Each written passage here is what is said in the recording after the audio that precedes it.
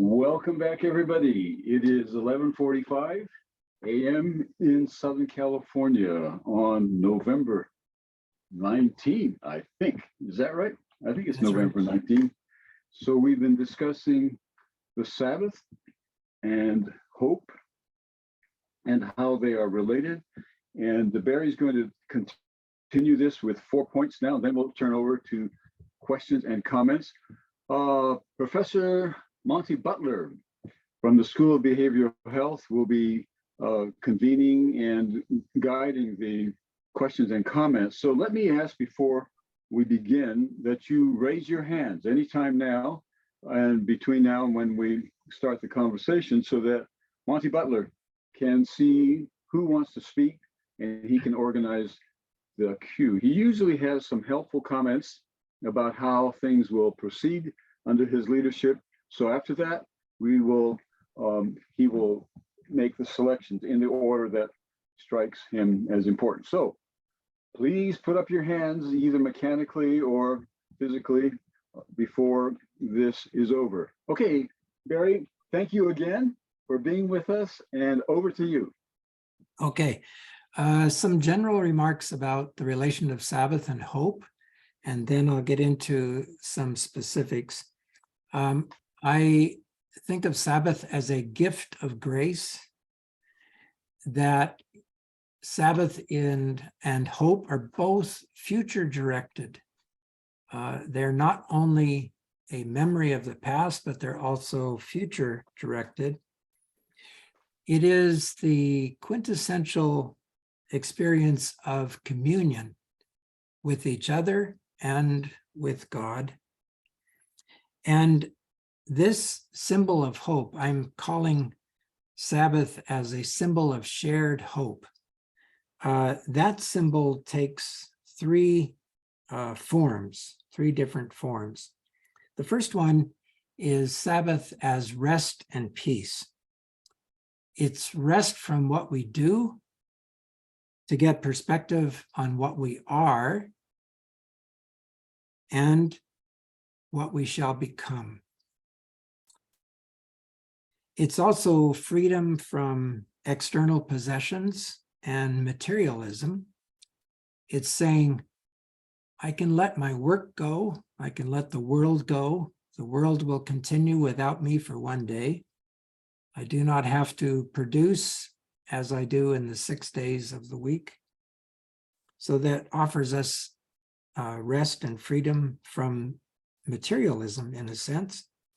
And a third way that it gives us rest and peace is Marcel's term of disponibilité, which is availability to others. That comes with humility, with gratitude, and leads us to being open to others. And that might be in such a way of having a shared meal together, or sharing a meal with others, or just conversation, walking through a park together on a Sabbath day, being open and available to the people in our lives. So the Sabbath as rest and peace. And then the Sabbath and creation. And here I pick up a note from Abraham Heschel, who says that creation is not a point in time, but a continuous process. So God is in the business of sustaining and creating from moment to moment. The Sabbath then as a symbol of creation is a symbol of our dependence upon the Creator. And it points to the future of God's creation. So in a sense, it points back to where it all came from, and to the present where we are dependent upon God, and then to the future of our future, the world's future, and God's future. And here's a paragraph from the dissertation on that specific point. Perhaps we can think of the Sabbath as being made but not finished, as being that portion of holy time given to us to shape as we wish. If the Sabbath is a canvas, we shall paint upon it. If the Sabbath is a block of stone, we shall sculpt it. If the Sabbath is a cathedral of time, we shall worship within it. In our works during the week and in our worship on the Sabbath, we are to exercise the divine image of creativity given to humans to enable them in the work of liberation. So that's the next major point, is the Sabbath and liberation. And here this points back to the Exodus. Heschel says God's historical work is arduous, as we see in the prophets, Jeremiah, Ezekiel, Isaiah, Amos, Hosea. The Sabbath then becomes a sign of our cooperation in carrying that burden of liberation to try to undo the works of evil in the world. The Sabbath in the Old Testament is a sign of God's justice and his requirement, really, to do right by widows and orphans. It is part of the acts of people in the world to make the world a better place. God's work in history is not through miracles, but through possibilities. So the Sabbath and liberation points to those possibilities. We can look at some examples.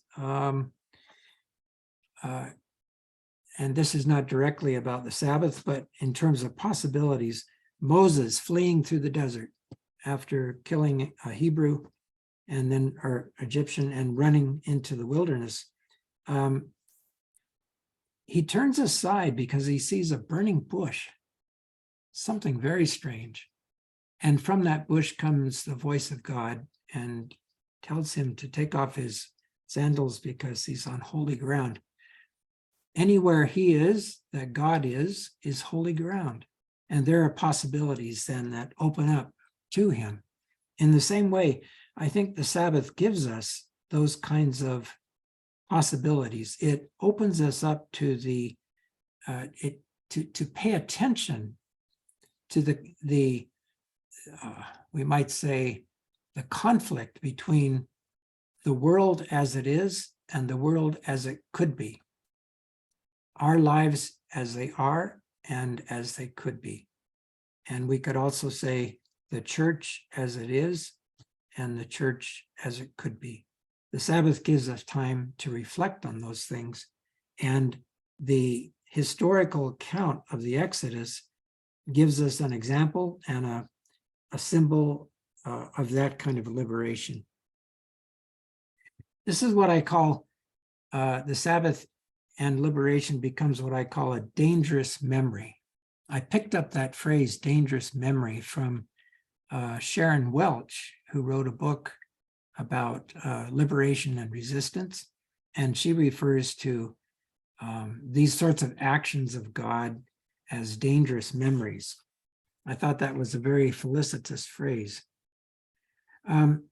So those three things then, the Sabbath is rest and peace, the Sabbath and creation, and the Sabbath and liberation, and hope working through all of those, looking back and looking forward, and then having, action in the present. So I conclude referring to hope as a journey. We began by critiquing theodicies which seem merely speculative rather than practical. We were particularly critical of the tendency to construct falsely universal theodicies, as if there could be an explanation for the mystery of evil, which would apply in all times to all people and all situations. Our investigation and our theological sympathies have led us to believe that theodicies must be particular and situational.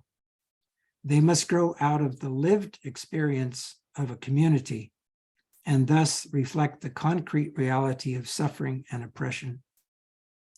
Reflection must lead to action, however, and when it does, we inevitably come up hard against the entrenchment of injustice and evil in our societies. We have claimed that hope is not naive about the power of evil and the tragedy of human history. If we are not to become cynical through the failure of a shallow optimism, then we must realize that hope and despair are bred in the same conditions. It takes a considerable effort to come to terms with the truth that before resurrection, there must be a crucifixion. The cost of hope, like the cost of discipleship, lies in learning to live with ambiguity and with suffering. The need is great for symbols which can communicate a hope as real as violence or as pervasive as fear. We have attempted to do that through the symbol of the Sabbath, partly because we believe the Sabbath experience can enable people to live with courage and hope, and partly because we sense that the Sabbath is a symbol which has unplumbed depths of meaning.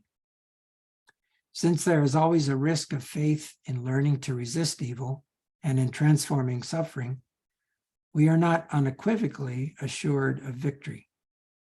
The Sabbath, as a symbol which partakes of both the transcendent and the imminent, the present and the future, lends itself well to this tentative but committed process of hopeful journeying. And then the dissertation closes with a quote from Marcel. O spirit of metamorphosis, when we try to obliterate the frontier of clouds which separates us from the other world, guide our unpracticed movements. And when the given hour shall strike, arouse us, eager as the traveler who straps on his rucksack, while beyond the misty window pane, the earliest rays of dawn are faintly visible.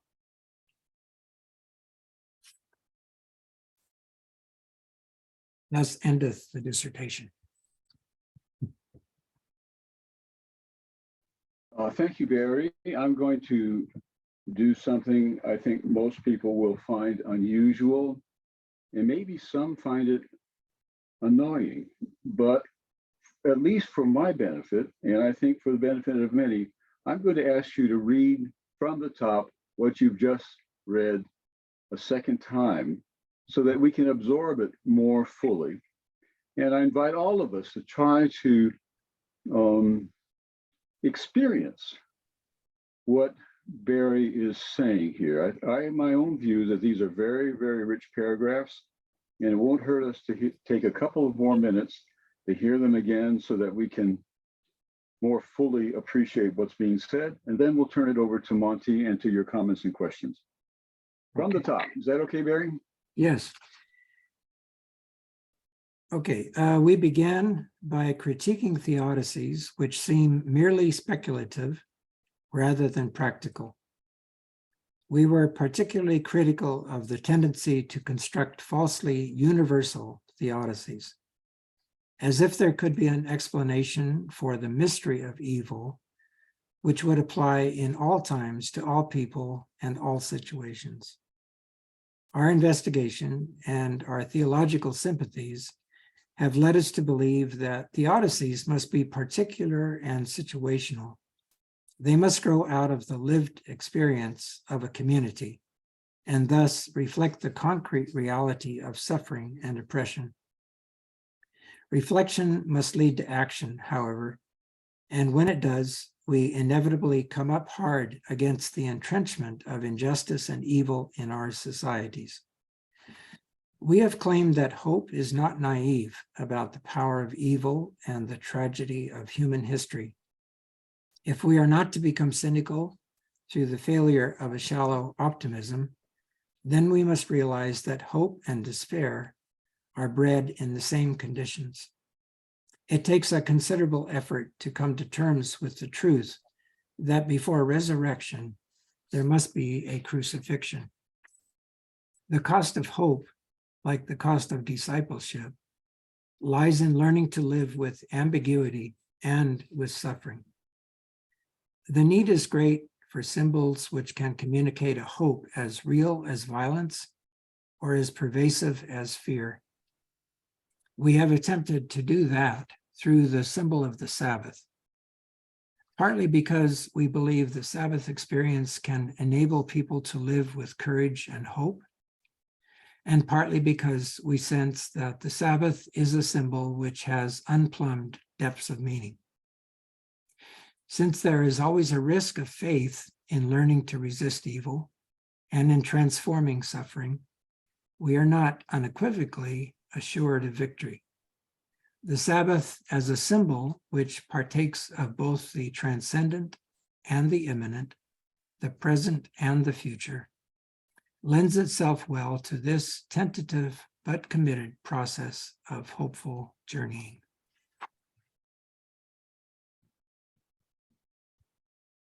Thank you, Barry. Thank you very much. Over to you, Monty Butler. All right, thank you. And Barry, thank you very much for what you presented. I've enjoyed it very much and looking forward to this exchange. A few of the guidelines that I'm going to use in managing this, and I still have no hands up, so just raise your hand if you want to be on the queue.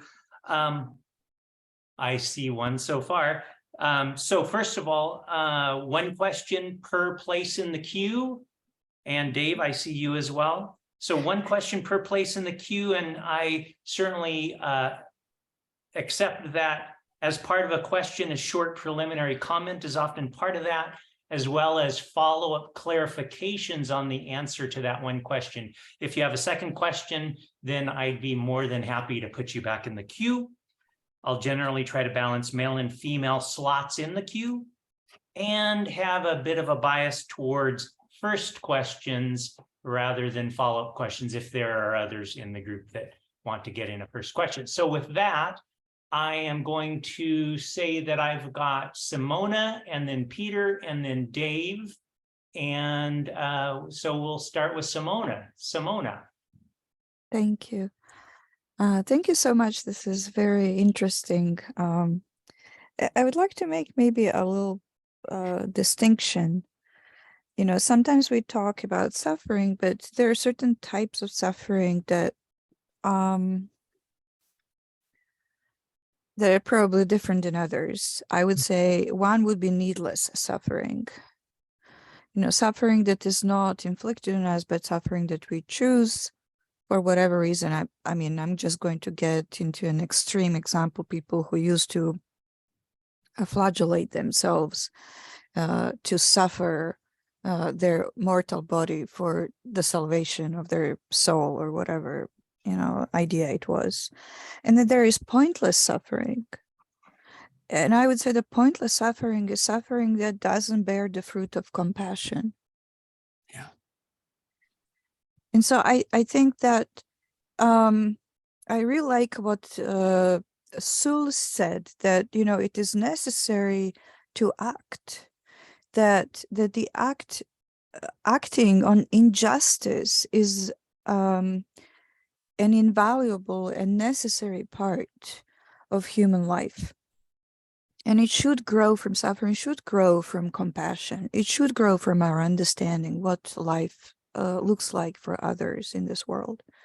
And then the second point I want to make is that, you know, if I am satisfied with this moment, with where I am and what I'm doing, then there is never going to be a change, because I have no impetus to change. I have no impetus to travel, to go somewhere, to change my life, to do certain things differently, right?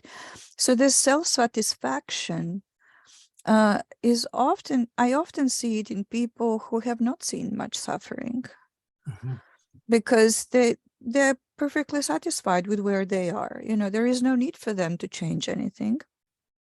And they don't see the the necessity of changing the world around them because they're blind to sufferings of others because they haven't experienced it. And the final point, there were some clinical, research studies that show that people who do not experience certain level of suffering grow up to be generally selfish people who don't have good lives. Mm. And so a certain level of suffering seems to be necessary for growth. Mhm. I'm not going about excessive suffering. I'm not talking about extreme suffering, but certain amount of suffering appears to be necessary for growth and for becoming better people. Thank you. Yes, thank you. All right, Simona, thank you for that comment. Peter. Thank you very much, Betty, for taking time to spend with us and giving us a lot of food for thought. Mm. First point which I want to make is that when we're talking about the evil, talking about the evil outside of us, inside of us, and we're talking about another category of evil, which now we can call it natural disasters, that we cannot have any effect on it. But I read some comments some time ago about the fact that everything, every atom, every particle, it's interacting with other particles. Mm. And if a bird it's flapping its wings on one side of the globe, the effect of it, it's felt on the other side of the globe. I don't know if you are acquainted with this and how do Yes. you see this? That Yeah. we still have an effect, I mean, even on natural disasters somehow. Another point that I want to make is that I try to understand in making your point about the hope in opposition to evil, or in relation to evil. You were using Albert Camus, which basically he's ending in despair. I mean, not too much hope in him. And he is not too much as a philosopher, seeing as much as a writer known worldwide.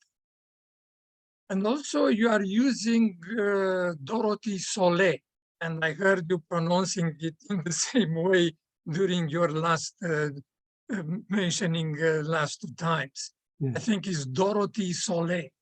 Okay. Pronunciation. I don't understand why you use her in your dissertation, because she's an extremist. She's considered a radical, and especially with her ideas about liberation theology.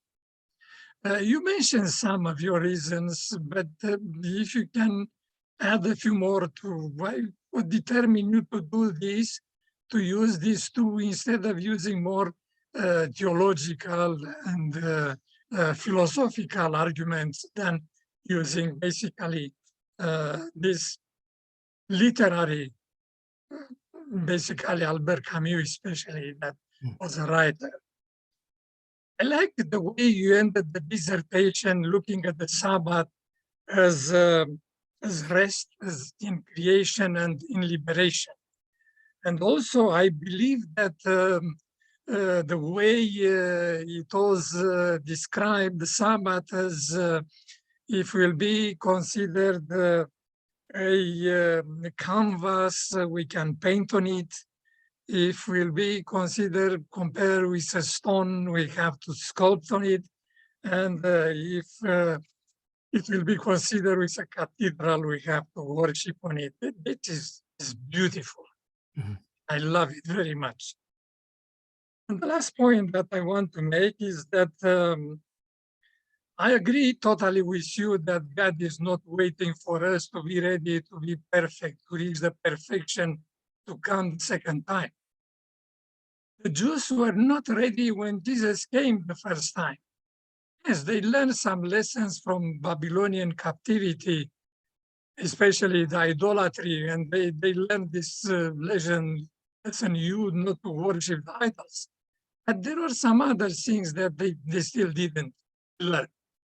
And they're not especially in agreement with the coming of the Messiah and how Messiah is going to look when he will come. And they're not in agreement. They're not prepared. I would not say that they were prepared for the first coming. And I don't think that we'll ever be prepared, we'll reach the perfection to be ready for God. Also, I see the second coming as a cosmic event with the cosmic implication, not only in regard to this planet, but in regard to the whole cosmos. And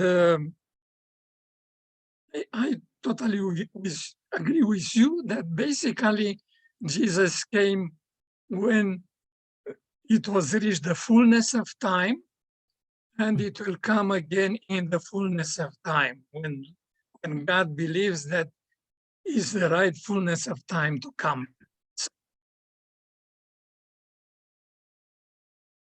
Yes. Yeah, sort of ready or not, here I come.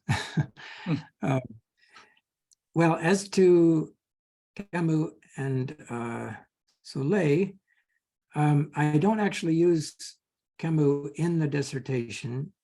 He formed part of my context for the whole question of evil and so forth, but I'm not working with him in the dissertation.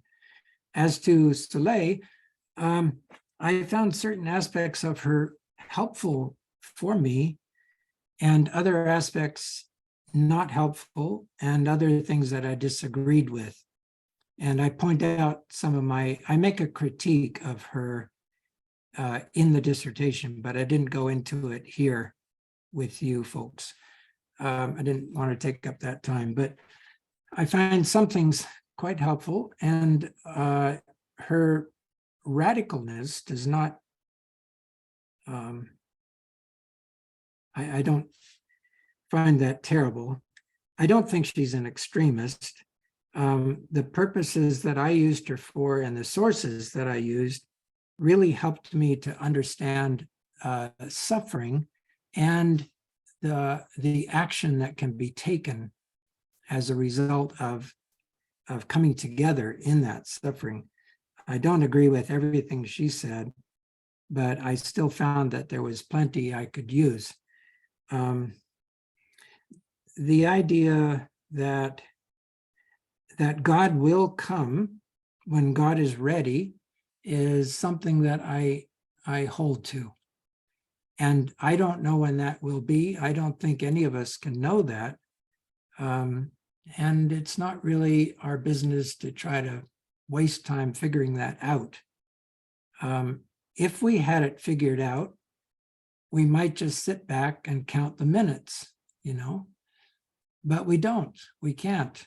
And so I think we are to live as if God would come tomorrow and do our part, And I don't think that God is waiting for us to perfectly reflect his character, because that is not possible. And we'll be here forever, forever, There's this story that Heschel tells about why the Messiah has not come back. And two rabbis are looking out the window and musing and kind of feeling so terrible because, the Messiah has not come. And one of them says, well, if we could just get through one Sabbath doing it right, maybe that would be when the Messiah comes. And the other one looks out the window and sees a man beating a donkey and says, well, there goes that. So, it's kind of tongue-in-cheek way of saying, we're not going to bring this on, and God will come when he's ready, So I hope that covered what you were asking. Thank you. Sure.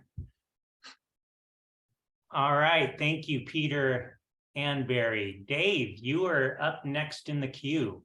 Okay, I want to say before you comment, I have no one else in the queue. So if someone's wanting to jump in, please raise your hand. I can't imagine I've answered all the questions. well, I have a couple of comments and a couple of questions.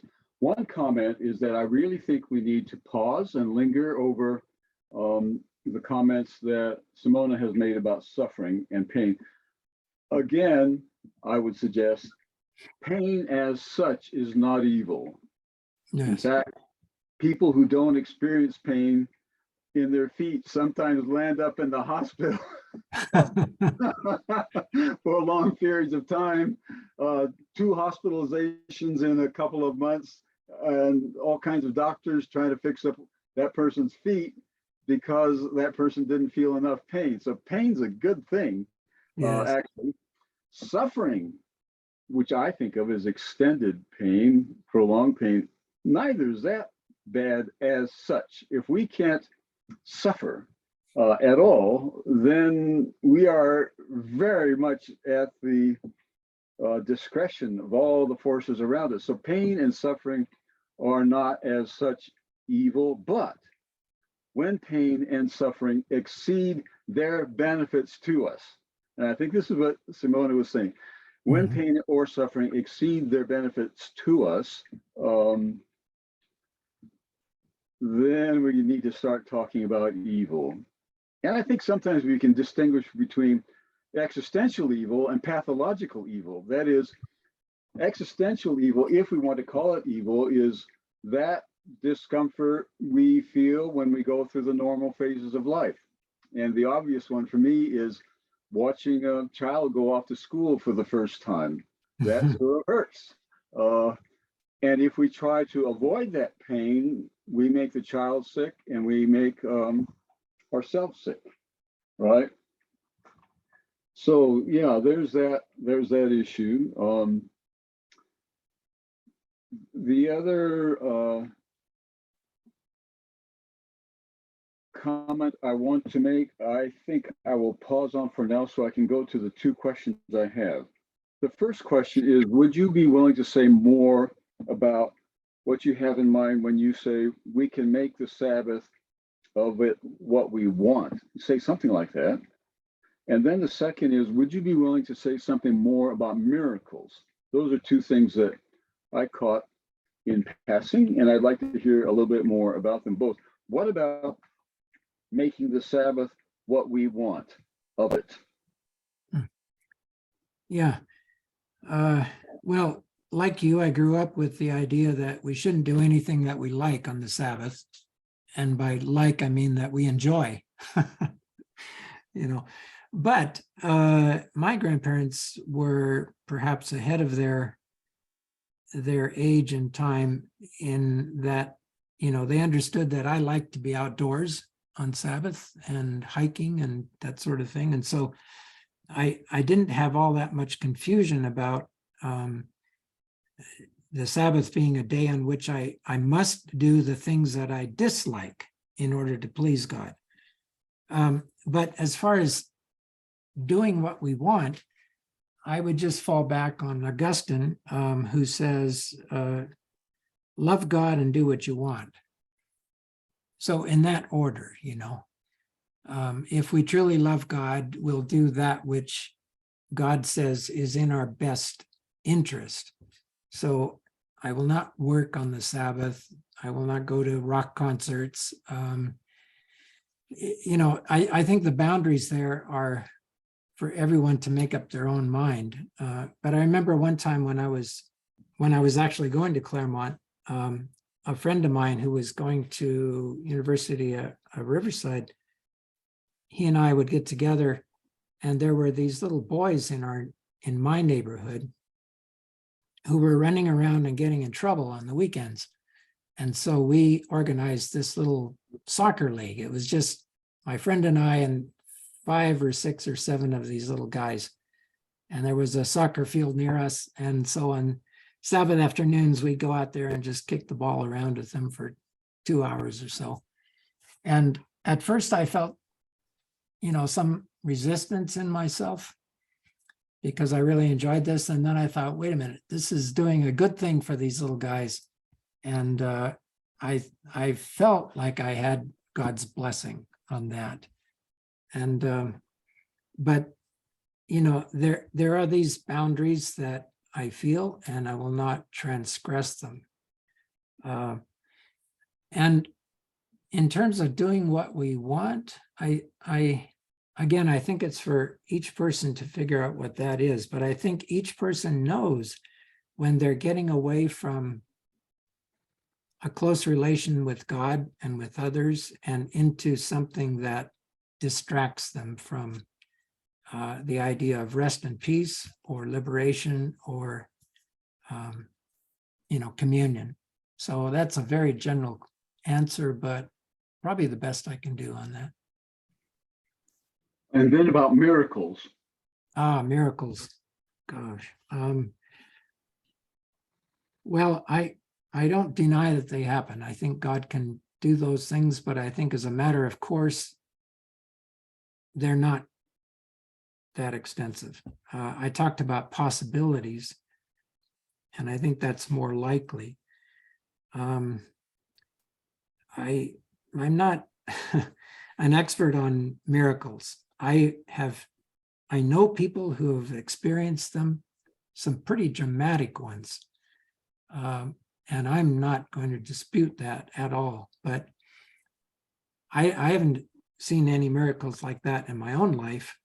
And I think in general, God works through what we've got here on this earth and makes it possible for us to find a way through.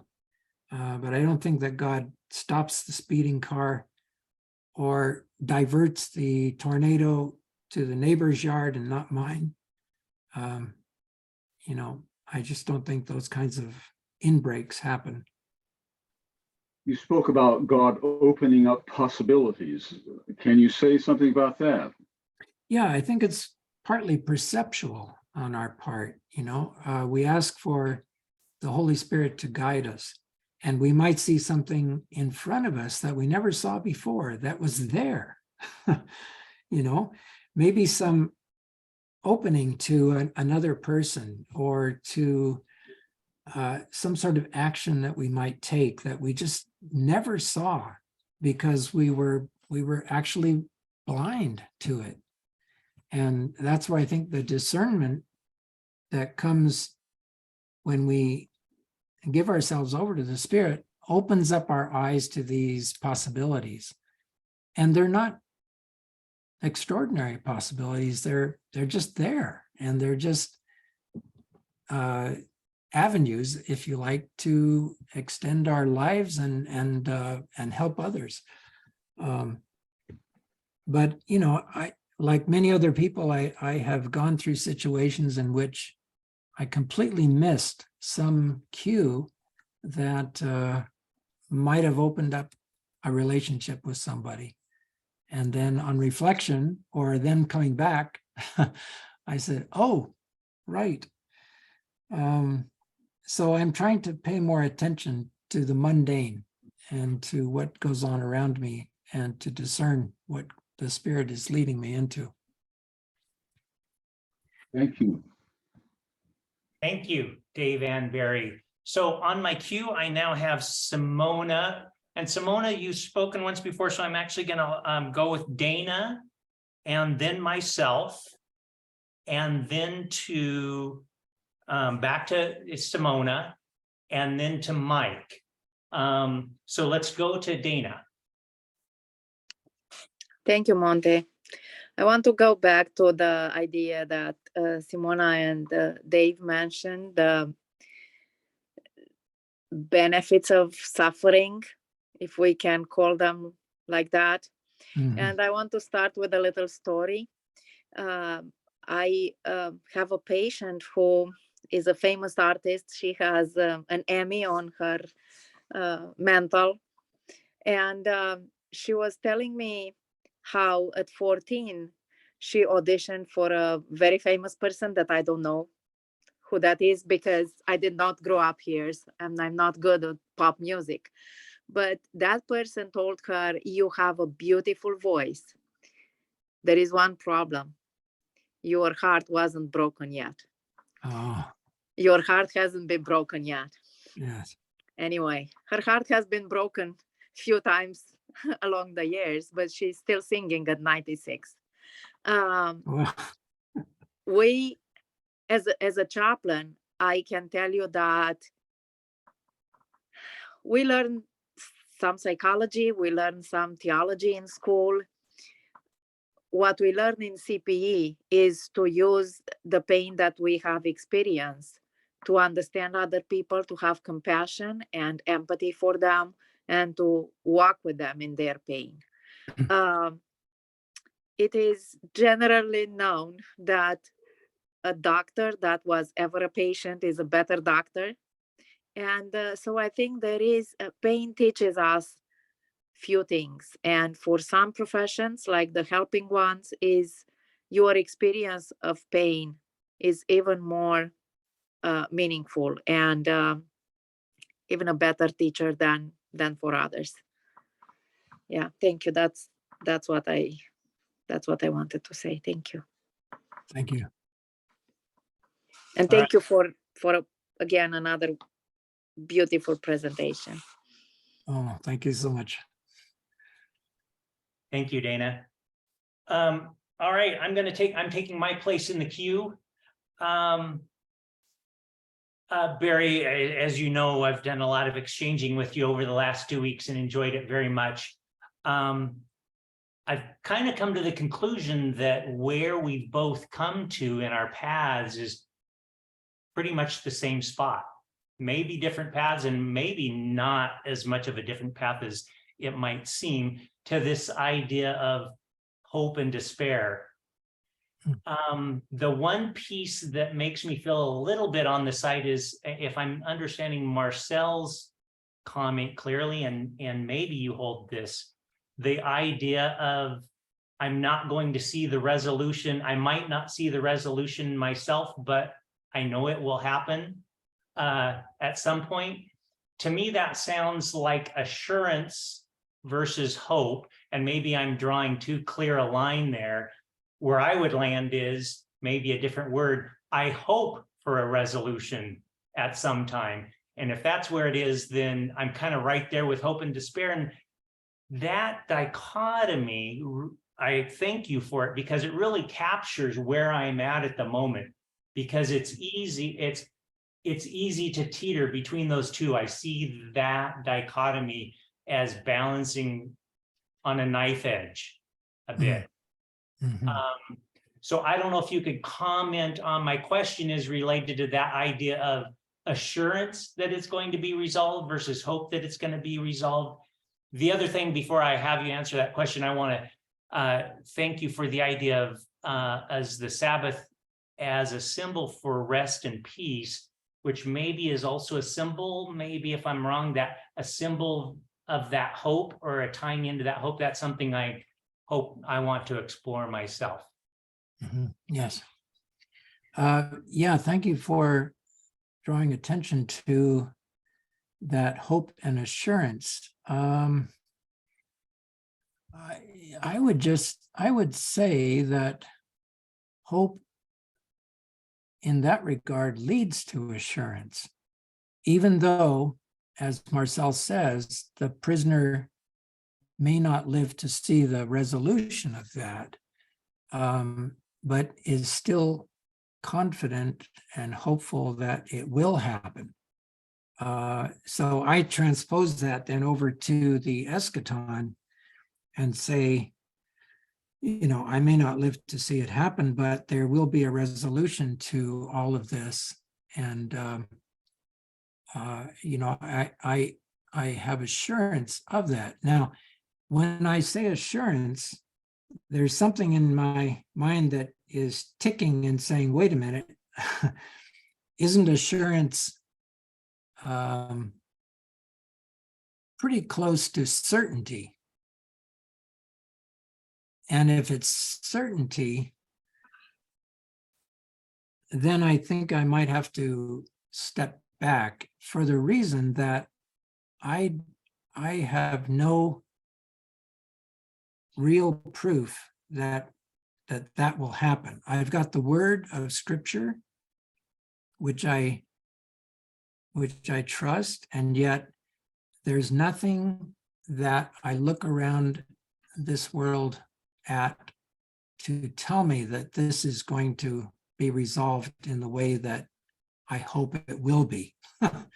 So I think that's part of what hope is. It says, even though I don't see everything that I am accustomed to make a decision, I'm going to put my trust in God and say, your time, your place, it's up to you. And if that's assurance, okay.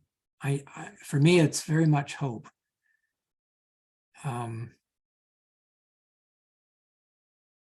don't know that I could be clearer on that right now, but I like your question, and I'm going to spend time thinking about that. The distinction between hope and assurance. But have I made any Yeah. sense here to you? No, you have, and I would say that hope is why I'm here in this Sabbath school. Okay. Otherwise, I wouldn't be here. Right. Why would I show up? Why would I not be doing something else? Yeah. But that does help. And it makes me feel even more akin. I think I'm going to be going back and rereading maybe your entire dissertation, but especially on the Sabbath, because that has me. You've piqued my my interest in further study of that. I think there's a lot to glean there. Thank you. Good. Thank you. Okay. So now we're going to go back. I'm conflicted between two of my priorities. I think I do want to go to Mike first because it's a first question, and then to Simona. And that's probably going to be our last. And Dana's there too. Let's see how it goes. Okay. Mike. Yes, my question. Thanks, Barry. Yeah. Good stuff as always. I want to build on Dinah's question, and because I think it's an important question, an important point, and I want to make it personal. And if you don't want to answer my question, that's all right. The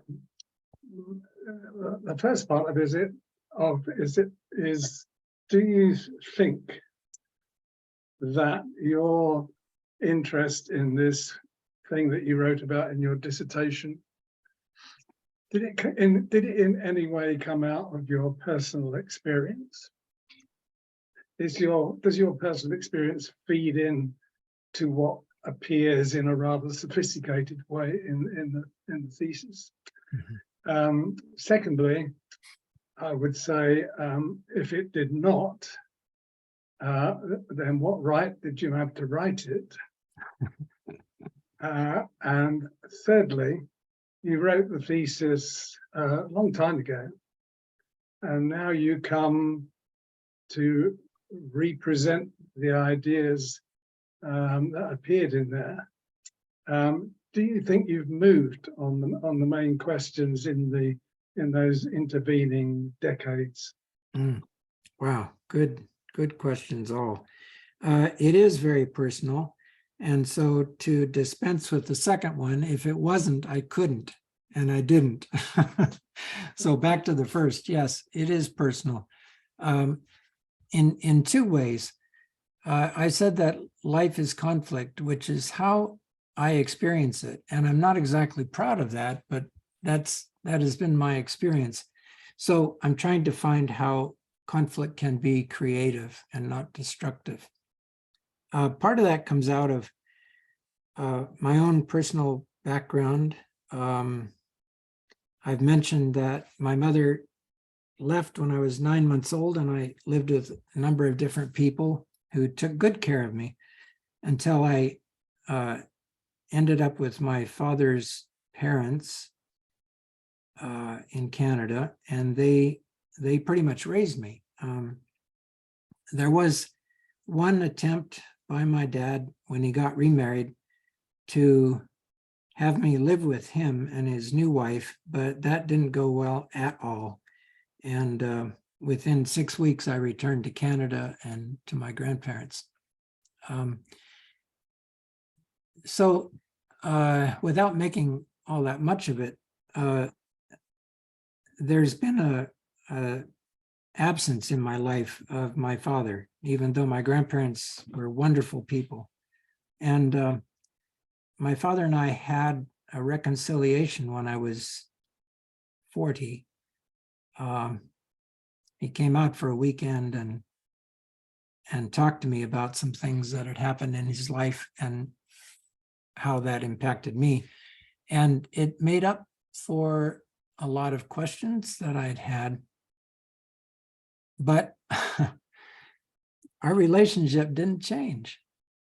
So at the end of the weekend, before I took him back to the airport, I said, well, okay, now what?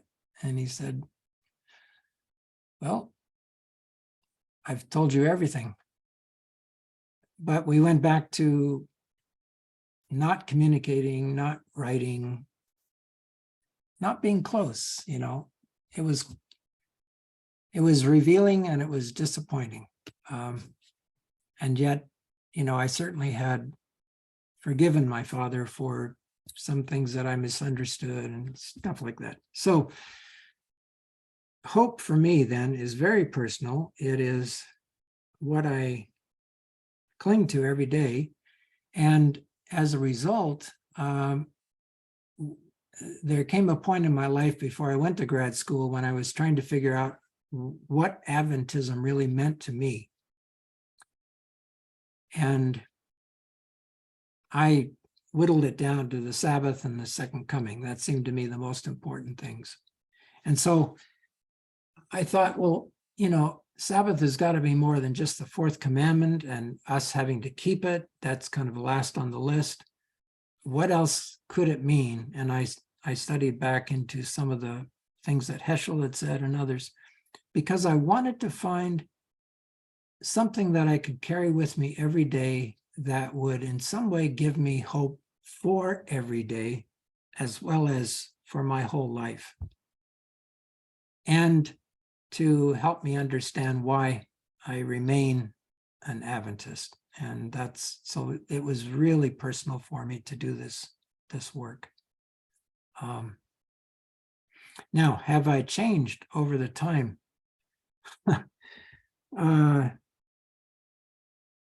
I was in my 20s when I wrote that. And a lot has happened in the intervening years to test that whole thesis, if you like. There have been times when I thought, what was I talking about? That makes no sense. It doesn't fly, you know, it's just a bunch of talk. And there have been other times when I've gone back to it and said, oh, thank you, Lord, that really helped, you know. I would say where I am right now is I know so much less now than I did back then. And what I don't know is all of that certitude that I was told when I was young is what makes you a good Christian and a good Adventist. This is the way it is. We have the truth with a capital T. Do this and you shall be saved. Most of that has dissolved, you know. On the other hand, my understanding and love for Jesus has only increased over the years. And so when I hear Marcel say, I hope in thee for us, I apply it not only to our communication, but most especially to Jesus. I hope in Jesus for he and I, our relationship. So in that regard, I have kind of transcended the dissertation and made it part of my life, you know. Yeah. But Thank it you. was personal in the beginning and it remains so. Thank you, Barry. Thank you, Mike. All right, thank you very much, Mike. Okay, so we are at 12:40. I'm kind of hoping we can get quick comments from or questions from Simona and Dana and then wrap it up. So Simona. Thank you. You mentioned a couple of, actually, both you and Monty were talking about a couple of terms, certainty, hope, and assurance. Hmm. And from my point of view, if you have certainty, you don't need hope. Good, good. Yes. Hope is always personal. It starts with you. It starts from you. Assurance is relational. It is a promise given to you by someone, and it is as good as the one who gave it. Yes, very good. So these are slightly different terms. Last week when you were talking about hope, incidentally, as you were talking, I was reading a text from Tadeusz Borowski, and I want to share it with you. Tadeusz Borowski was in concentration camp for a couple of years and was eventually liberated. And this is what he wrote during his stay in concentration camp.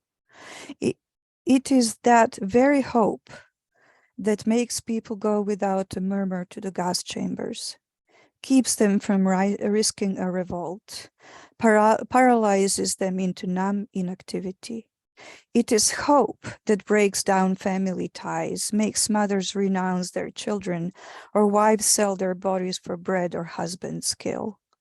It is hope that compels men to hold on to one more day of life, because that day may be the day of liberation. And not even the hope for a different, better world, but simply for a life of peace and rest. Never before in the history of mankind has hope been stronger than man, but never also has it done so much harm as it has in the war in this concentration camp. We were never taught how to give up hope, and this is why today we perish in gas chambers. It was such a heavy counterpoint to what you were saying. Yeah. It, Pandora's box, everything came out and the last thing in there was hope. And so I think just like everything else, hope has two faces. Mhm. Yes, it can be illusion. But I think that's a risk that we take. And yet, at the same time, you have a person who came through the same experiences, Viktor Frankl, who basically formed an entire school of psychotherapy exactly on the same concept, and the concept of hope, of having something to hope for. Yeah.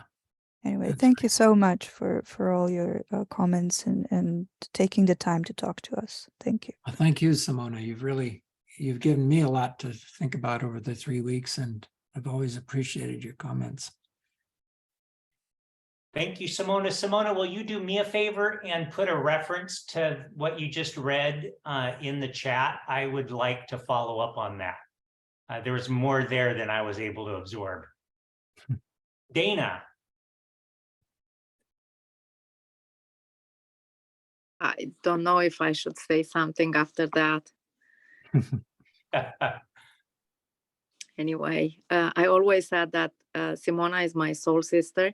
We never met, and we actually never saw each other. I wanted to also talk about hope, assurance, and certainty. It seems to me that the difference between hope and assurance is the level of certainty, and also the depth of a relationship.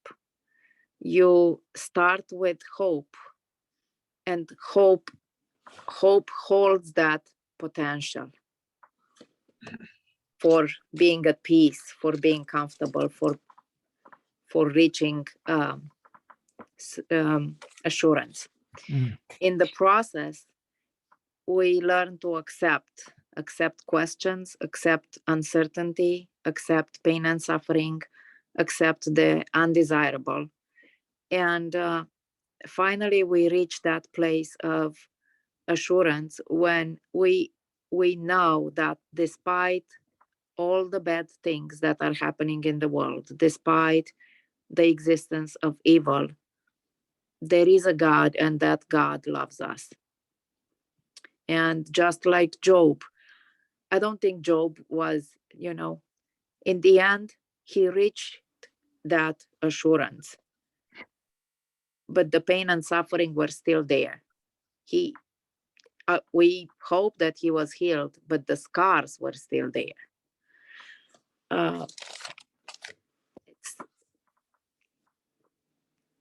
It's not something extraordinary that I said, but I was thinking about that. I was reflecting on that, and thank you for talking about this. And I see this experience of moving from hope to assurance and peace and acceptance in most of my patients.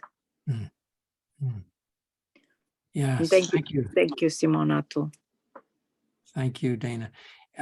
And what you've also given me is to remember that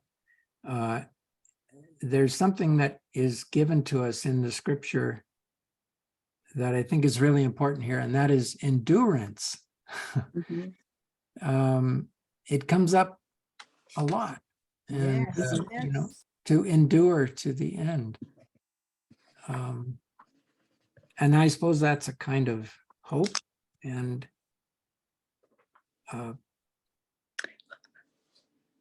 just endure to the end. Sometimes hope against hope. Yes, that's it. That's what endurance is. Right. Thank you so much. Thank you. Thank you. All right, Dave, it's with some hesitancy and sadness that I say that our discussion here over the last 3 weeks is coming to an end. It's been rich, but back to you. Thank you, Monty, and thank you everybody for participating so sincerely and effectively in this conversation. And thank you to Barry. As you folk know, I have known Barry since he was about 10 years old. And I have been privileged to watch him go through life. And I see Jeff wants to raise his hand, so we'll get him in here. That may be Jeff or Donna. No, you may be covering it anyway, but what's up next? I'm sorry. What's up for next week? Oh, okay. Next week. Are you with me, Jeff? Yeah, no, I'm okay. Next week, we're going to go back to Gary Chartier's book, but the chapter we're going to be dealing with is the idea of God's command. How are we to understand the idea that God makes commandments? How are we to discern whether we should obey them, whether the command of God makes something right as such, and how should we deal with them? So it's a very practical problem that relates to what Barry was saying about how rare miracles are and how nevertheless God opens up possibilities for us. So it continues on that part of our current discussion. Any other questions from anybody else? Okay, I was saying for me, Barry's life and journey has been one of a continuous growth, deepening and widening, but I don't see any huge reversals, but a constant walk with God that has been a blessing to all of us. So following this, we have the digital potluck, foodless potluck, and that's under the leadership of McKinley, and all of you are welcome to stay by, even though this meeting formally ends at this time with this benediction.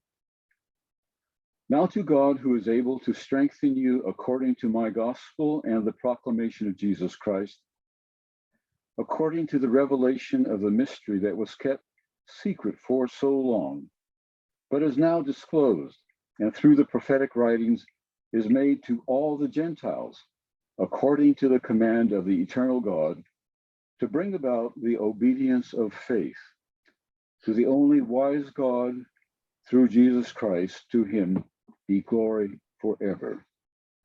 Amen.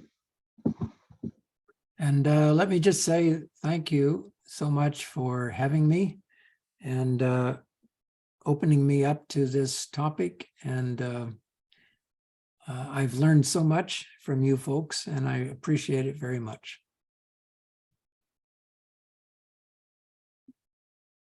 Thank you. Thank you, Barry. Thank you.